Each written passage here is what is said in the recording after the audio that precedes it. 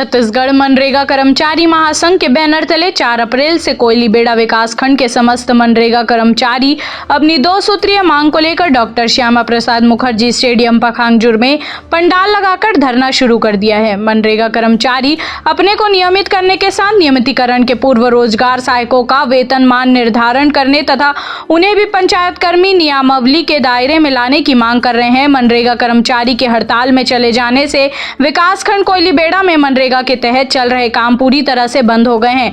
वर्तमान में 3.50 करोड़ के काम मनरेगा से संचालित थे, जो कि पूरी तरह बंद हो गई हैं और साथ ही मजदूरों की मांग पर नए काम भी शुरू नहीं हो पाएंगे।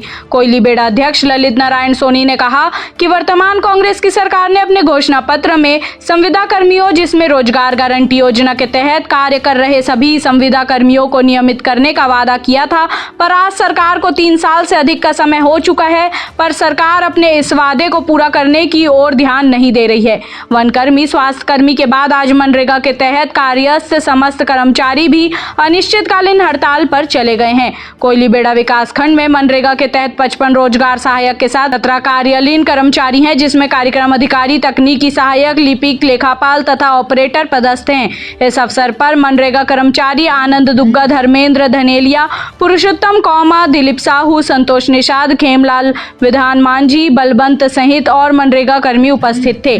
परोल कोट दौरे में आए हुए पूर्व प्रदेश अध्यक्ष विक्रम उसेंडी मनरेगा कर्मचारियों के धरना स्थल जाकर उनके समर्थन किए और कहा कि इनका मांग जायज है। सरकार घोषणा पत्र में कहा था कि इनका नियमितीकरण 10 दिन के अंदर करेंगे, पर आज 3 वर्ष से ज्यादा का समय हो गया, इनका नियमितीकरण आज तक नहीं हुआ। वर्तमान सरकार भूपेश बघेल और पंचायत मंत्री इनके मांगों पर ध्यान नहीं दे रही है, जिसके चलते इनको धरना आंदोलन करना पड़ रहा है। इन लोगों के जायज मांग को तत्काल सरकार को निर्णय लेकर पूरा करना चाहिए। इनके समर्थन में मैं आया हूं। यदि सरकार इनके 2 सूत्रीय मांग को पूरा नहीं करती तो इनके साथ बीजेपी इनके हक के लड़ाई में साथ देगी। पखांजूर से विप्लव कुंडू की रिपोर्ट। पर हड़ताल में समर्थन देने पहुंचे हैं, किस तरीके से इनकी मांगों को आप देखते हैं?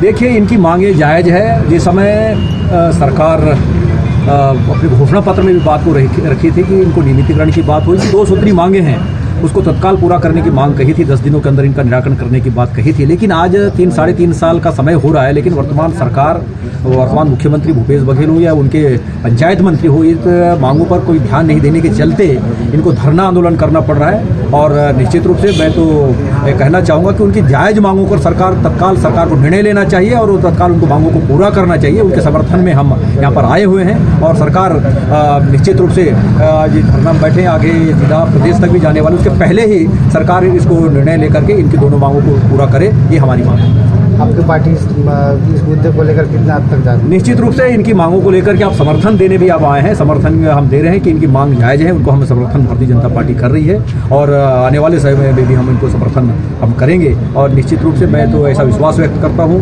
कि नवरात्रि का ये समय है, सरकार को सद्बुद्धि दे कि तत्काल इनके मांगों को निर्णय लेकर के इनकी जायज़ मांगों को पूरा करे, ये हमारी जिनके माध्यम से हमारी मांग है। हमारे मनरेगा कर्मचारी अधिकारी महासंघ क्रांति आह्वान पे हम लोग धरना और हड़ताल में बैठे हैं। हमारी 2 प्रमुख सूत्री मांगे हैं।